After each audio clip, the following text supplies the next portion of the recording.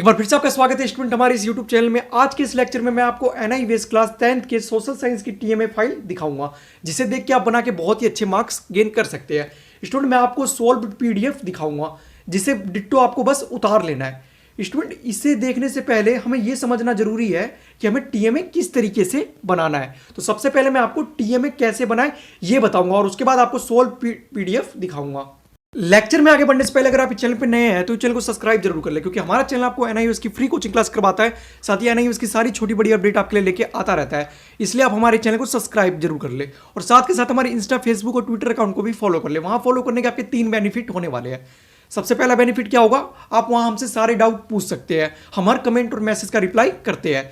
दूसरा बेनिफिट क्या होगा, यहाँ जो कोचिंग क्लास करवाई जाएगी उसके नोट्स आपको वहीं मिलेंगे, इसलिए आप उसे फॉलो कर लो। और तीसरा और सबसे इंपॉर्टेंट बेनिफिट ये होगा कि आपकी NIVS की तरफ से कोई भी अपडेट आती है, जैसे आपकी एग्जाम की डेट आ गई, आपकी प्रैक्टिकल एग्जाम की डेट आ गई या आपका रिजल्ट डिक्लेयर हो गया, तो हम सबसे पहले आपको इन्फॉर्म कर देंगे मैसेज के फॉर्म में और पोस्ट के फॉर्म में। सबसे पहले आपको इन्फॉर्म कर लेंगे, इसलिए आप उन ID को भी फॉलो कर ले। तीनों ID का लिंक आपको डिस्क्रिप्शन बॉक्स में मिल जाएगा। तो चलिए मैं आपका ज़्यादा समय बर्बाद नहीं करूंगा, इस लेक्चर को शुरू करते हैं। तो चलिए स्टूडेंट, सबसे पहले मैं आपको बता देता हूं TMA कैसे बनाएं। तो student step 1, make cover page. सबसे पहले आपको कवर पेज बनाना है। उसमें आपको क्या क्या चीजें मेंशन करनी है। सबसे पहले आपको सेशन मेंशन करना है, यानी आप जिस सेशन में एग्जाम दे रहे हैं उस सेशन आपको मेंशन करना है। उसके बाद नेम, आपको अपना नाम लिखना है। रेफरेंस नंबर, रोल नंबर, ये दोनों चीजें आपको आपके आई कार्ड पे मिल जाएगी। और lastly subject and study centre name, आपको सब्जेक्ट का नाम यानी सोशल साइंस और स्टडी सेंटर नेम लिखना है। स्टूडेंट ये सारी चीजें आपको आपके आई कार्ड पे मिल जाएगी। Step 2, right question answer on A4 size sheet.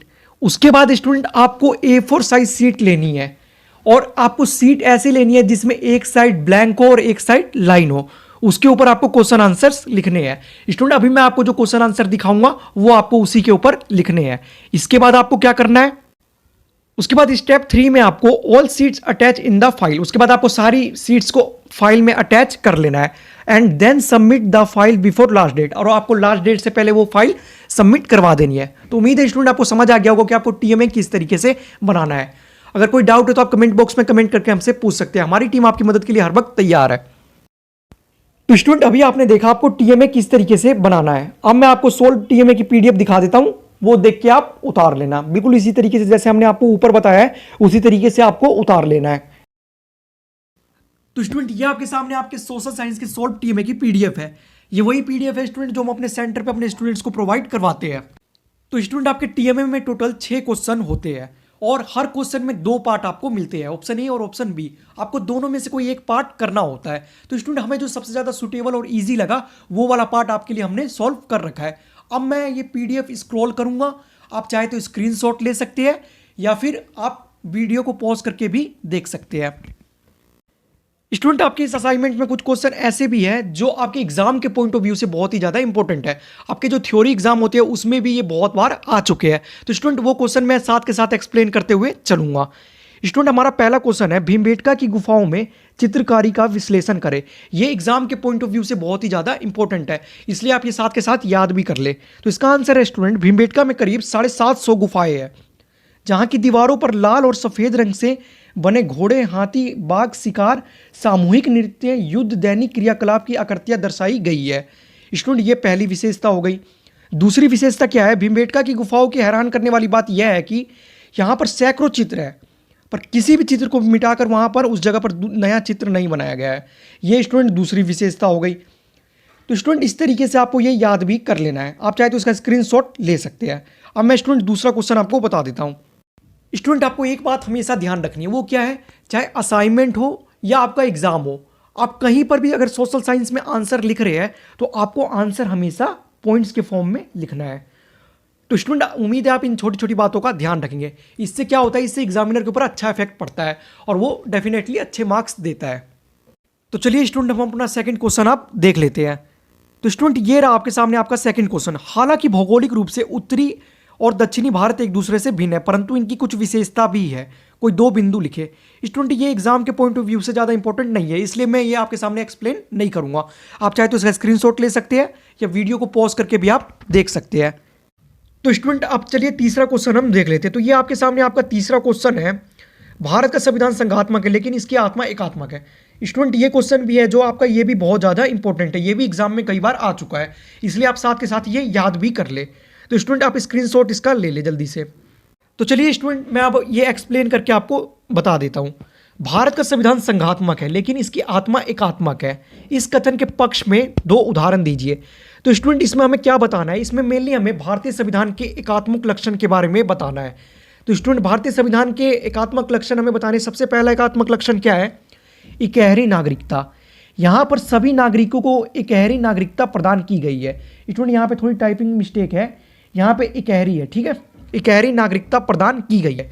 दूसरा पॉइंट हमारा क्या बनेगा इसमें, एकीकृत न्याय व्यवस्था। यहाँ केंद्र और राज्यों के लिए एकीकृत न्याय व्यवस्था है। तो स्टूडेंट ये दो पॉइंट आप मेंशन कर देंगे, अगर एग्जाम में क्वेश्चन आ जाता है तो आप ये दो पॉइंट मेंशन कर देंगे। तो चलिए आप आगे चौथा क्वेश्चन देख लेते हैं। स्टूडेंट आप इसका भी स्क्रीनशॉट ले लें। स्टूडेंट ये क्वेश्चन जो है ये एग्जाम के पॉइंट ऑफ व्यू से ज़्यादा इंपॉर्टेंट नहीं है, आप इसका स्क्रीनशॉट ले लें या आप वीडियो पॉज करके भी अपने असाइनमेंट में लिख सकते हैं।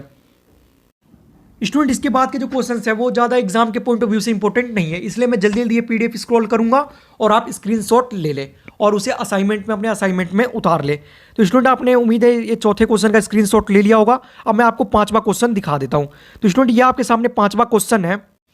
स्टूडेंट आप चाहे तो आप अपना आंसर भी लिख सकते हैं, जरूरी नहीं है हमने जो आपको सॉल्व करके दिया है वही आप उतारे। तो चलिए आगे चलते, आपने इसका स्क्रीनशॉट ले लिया होगा, इसका भी आप ले ले साथ के साथ। स्टूडेंट आपका ये छठा क्वेश्चन है, परियोजना कार्य वाला क्वेश्चन है, इसका भी आपको स्क्रीनशॉट ले लेना है और उसके बाद आपको अपने असाइनमेंट में डिट्टो उतार लेना है। तो चलिए मैं स्क्रॉल कर देता हूँ जल्दी जल्दी।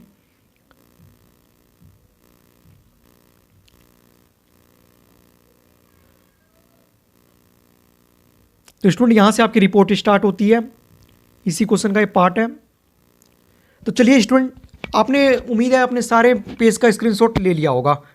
तो चलिए स्टूडेंट आज के इस लेक्चर को हम यहीं पे खत्म करते हैं। स्टूडेंट इसके बाद हम 10th क्लास के और भी सब्जेक्ट के टीएमए अपलोड करेंगे, उसका लिंक आपको डिस्क्रिप्शन बॉक्स में मिल जाएगा या ऊपर आई बटन पे क्लिक करके भी आप देख सकते हैं।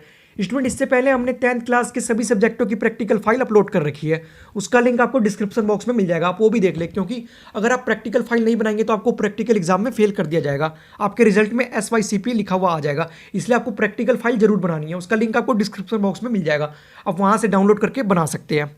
स्टूडेंट जाते जाते हमारे चैनल को सब्सक्राइब जरूर कर ले, क्योंकि हमारा चैनल आपको NIVS की फ्री कोचिंग क्लास करवाता है, साथ ही NIVS की सारी छोटी बड़ी अपडेट आपके लिए लेके आता रहता है, इसलिए आप हमारे चैनल को सब्सक्राइब कर ले और साथ के साथ हमारी इंस्टा, फेसबुक और ट्विटर अकाउंट को भी फॉलो कर ले।